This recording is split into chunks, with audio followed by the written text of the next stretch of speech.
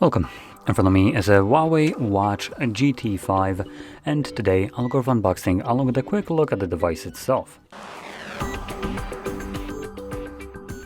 So, popping it straight open, not wasting any time. There we go.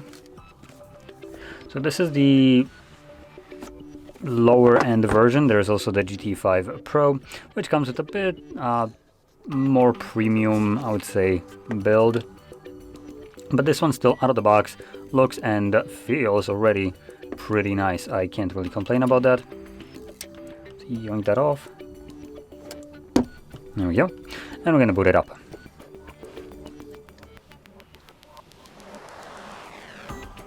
Now, we have a little bit more here. Peel that off. So this reveals the ceramic back, so that's pretty cool.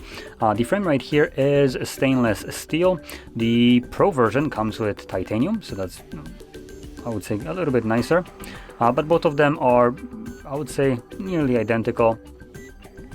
Same kind of haptic feedback right here, feel of it, with the rolling scroll wheel right here for just navigating through it. Every time it selects a new language, you do have like this pseudo haptic feedback. It is a vibration. It's trying to be haptic feedback, but just not, I would say, not there yet compared to like phones. So yeah, but one thing that I do want to point out is the strap feeling. It feels really nice, soft to the touch, but it's also rigid.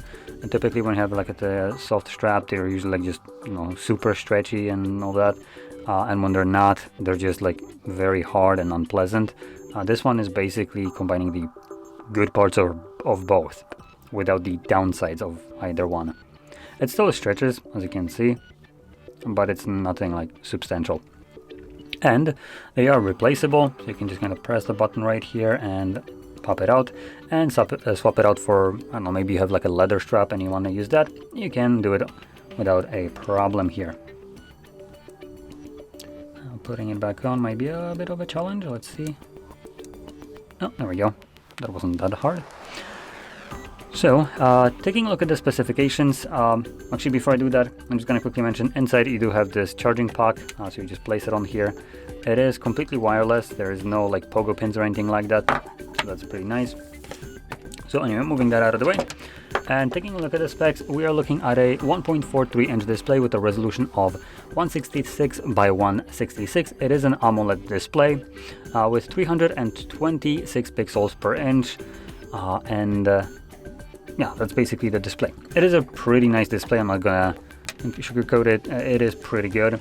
The device also feels very snappy. There isn't much lag, at least when selecting languages. There will be a little bit of a slowdown here with this like weird thing in the back, just floating around. And you can see that the text right now just kind of moves a bit more choppily. It's not as smooth as the language was, but then there is a bunch of crap happening behind there.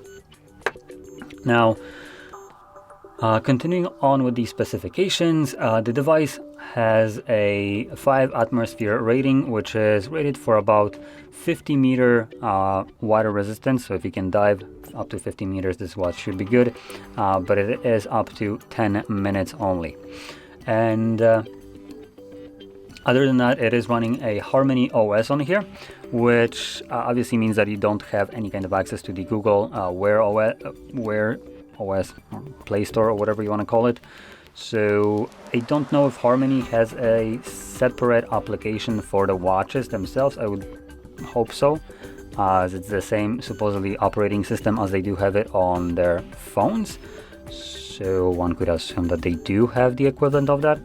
And obviously the Harmony OS is a straight up like replacement to the Google ecosystem altogether, as the ban on all that stuff.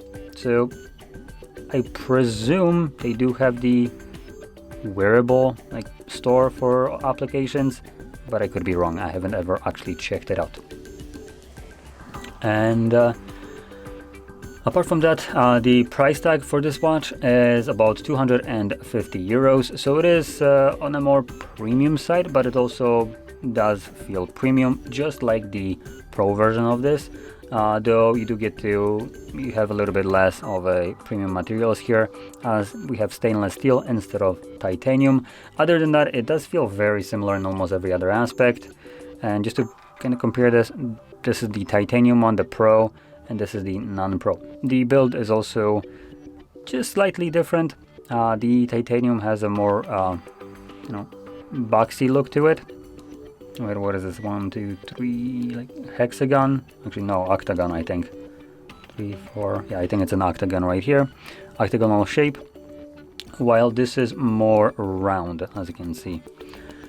And both of them feel solid. Another thing that is different, the titanium right here, you can see that it doesn't have this kind of like strap build right here. You can still pop it in. So if I remove it, you still have the option to swap the straps, but the frame itself kind of extends over the strap that would be going here, unlike the more traditional design like this one. And because of that, it's also a little bit easier to plop in your strap. And actually, interestingly enough, Huawei has thought about this. It looks like they did quite a bit. There is these little plasticky things.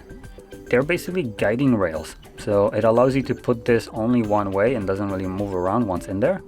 So once you can get it placed in, it doesn't move, so you can just slide it all the way in and it automatically just becomes locked. That is actually a pretty cool thing. So anyway, that's about it. So if you found this video helpful, don't forget to hit like, subscribe, and thanks for watching.